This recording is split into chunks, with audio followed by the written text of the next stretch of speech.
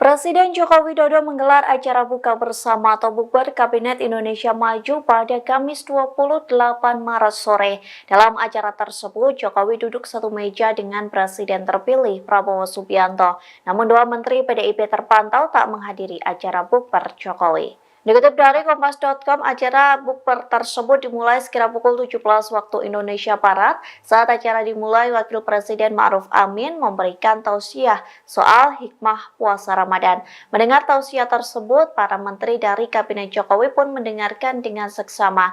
Terpantau sejumlah menteri Jokowi hadir seperti Menteri Keuangan Sri Mulyani, Menlu Retno Marsudi, Menteri Perdagangan Zulkifli Hasan, dan masih banyak lainnya.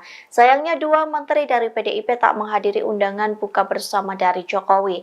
Adapun dua menteri PDIP itu ialah Menteri Sosial Tri Risma Harini dan Menteri Hukum dan HAM Yasona Lauli. Selain itu dua menteri dari PKB yakni Menteri Ketenagakerjaan Ida Fauzia dan Menteri Desa Pembangunan Daerah Tertinggal dan Transmigrasi Abdul Halim Iskandar juga tidak hadir. Dalam acara tersebut pun juga tak terlihat Kepala Staf Kepresidenan Muldoko, Menteri PUPR Basuki Hadi Muljono, Menteri BUMN Erick Thohir. Download Tribun X sekarang, menghadirkan lokal menjadi Indonesia.